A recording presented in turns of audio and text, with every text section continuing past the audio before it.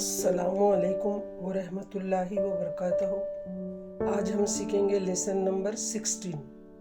इससे पहले हम सीख चुके धीज। धीज मीन्स ये।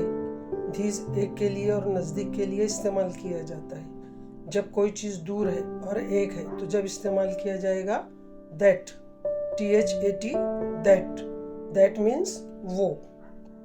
दूर के लिए और वाहिद के लिए इस्तेमाल होगा। जब कोई चीज़ दूर है और एक है तो उर्दू में कहते वो, तो इंग्लिश में कहा जाता that, THAT, that. That means वो। इसका भी फार्मूला उसी तरीके से है।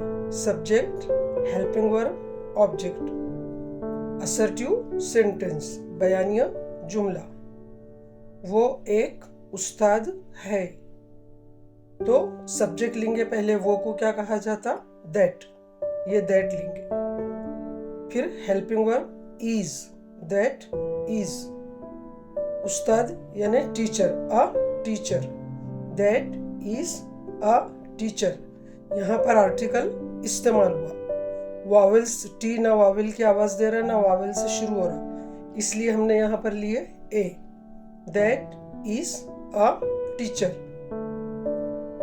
इस तरीके से वो एक घर है। That is a house. That इंसान के लिए भी आएगा और बेजान चीज के लिए भी इस्तेमाल होगा और जानवर के लिए भी। जब भी कोई चीज एक है और दूर है तो तब हम क्या इस्तेमाल करेंगे? दैट।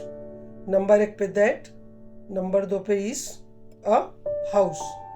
अब वो एक बिल्ली है। That is a cat.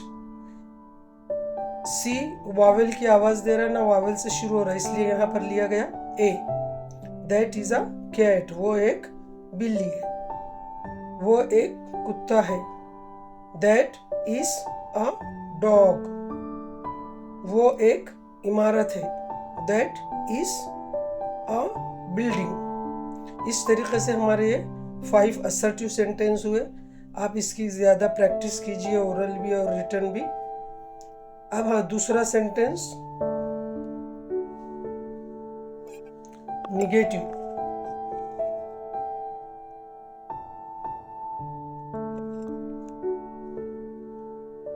Number 2 negative sentence, subject, helping verb, not, object. इसे कहा जाता निगेटिव सेंटेंस। उर्दू में कहा जाता इनकारिया जुमला। वो एक कॉलेज नहीं है तो दैट लेंगे सब्जेक्ट नंबर 1 पे, नंबर 2 पे हेल्पिंग वर्ब इज, नंबर 3 पे not. That is not a college. यहाँ पर सी है तो को का साउंड दे रहा, ना वावेल का साउंड दे रहा ना वावेल से शुरू हो रहा, इसलिए हमने लिए ए। वो एक सिपाही नहीं है। That is not a soldier. D यहाँ पे जो का साउंड दे रहा, सोल्जर यानी सिपाही। नॉट हमेशा तीसरे, थर्ड नंबर पे आएगा। इस फार्मूले के मुताबिक ही आपको सेंटेंस बनाना चाहिए।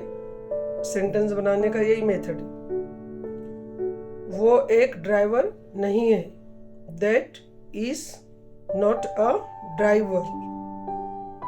वो एक हाथी नहीं है। That is not an elephant.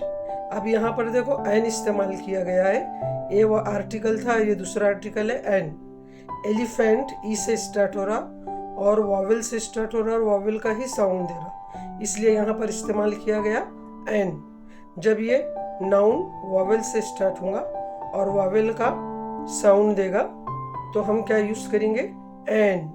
अब यहाँ पे ड्राइवर था, ना वावेल से शुरू हो रहा था ना वावेल का साउंड दे रहा था, तो हमने लिए थे ए।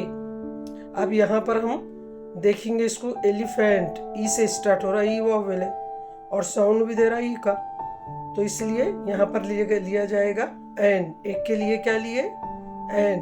That is not an elephant. वो एक सेब नहीं है। That is not an apple. Apple A से स्टार्ट हो रहा, ये वावेल है और ये वावेल का ही साउंड दे रहा, इसलिए यहाँ पर एन इस्तेमाल किया जाएगा। वो एक संतरा नहीं है। That is not an orange. O vowel है, हमारे पढ़ते वक्त वावेल का ही साउंड आ रहा और वावेल से ही स्टार्ट हो रहा, इसलिए यहाँ इस्तेमाल किया जाएगा an. That is not an orange. वो एक यूनिवर्सिटी नहीं है। That is not a university. यहाँ पर यू वावेल से शुरू हो रहा यूनिवर्सिटी, लेकिन रीड करते वक्त वावेल का साउंड नहीं दे रहा, इसलिए यहाँ पर ए इस्तेमाल होगा। यू अपनी ओरिजिनल साउंड नहीं दे रहा, इसलिए यहाँ पे ए आया। यू असल में वाई का साउंड दे रहा, तो that is not a university. वो एक छतरी नहीं है। That is not an umbrella. Umbrella you से स्टार्ट हो रहा, यू अपनी ओरिजिनल साउंड दे रहा, ओ की साउंड दे रहा, ए भी वॉवेल ए है, तो इसलिए यहाँ पर एन इस्तेमाल किया गया। यहाँ पर यू अपनी ओरिजिनल साउंड नहीं दे रहा था, इसलिए ए यूज़ करें। और यहाँ पे यू से स्टार्ट हो रहा और यू अपनी ओरिजिनल साउंड दे रहा, इसलिए एन इस्तेमाल किया जाएगा। इस तरीके से हमारे आज असर्टिव और निगेटिव 2 टाइप्स ऑफ सेंटेंस हो गए। इसमें हमने आर्टिकल का भी रिपीट किए, ए कब लेना चाहिए उसकी एग्जाम्पल भी है, और एन कब लेना चाहिए उसकी भी एग्जाम्पल है। हमेशा आप इस फार्मूले को लर्न कीजिए, समझिए। निगेटिव का फार्मूला है subject, helping verb, not, object. इस तरीके से आप इसको माइंड में रख के सेंटेंस बनाइए। ओरल भी प्रैक्टिस कीजिए और रिटर्न भी प्रैक्टिस कीजिए। वो एक कॉलेज नहीं है, ऐसा उर्दू में लिखकर आप इंग्लिश में बोलिए और फिर इंग्लिश में लिखकर उर्दू में चेक कीजिए। ओरल भी बोलिए, घर में जितनी भी चीज़ें हैं उनको देखकर बोलिए। That is not a cooler. Fridge को देख के बोल रहे हैं आप, तो that is not a cooler. इस तरीके से आप ओरल रिटर्न दोनों भी प्रैक्टिस कीजिए। आज हमारा लेसन नंबर 16 हुआ, use of that. That means वो दूर के लिए और एक के लिए इस्तेमाल किया जाएगा। You should keep in your mind. इसको लर्न कीजिए और इसकी डेली प्रैक्टिस कीजिए। अल्लाह ताला आपको पढ़ने की और समझने की तौफीक अता फरमाए और ईमान पे चलने की तौफीक अता फरमाए।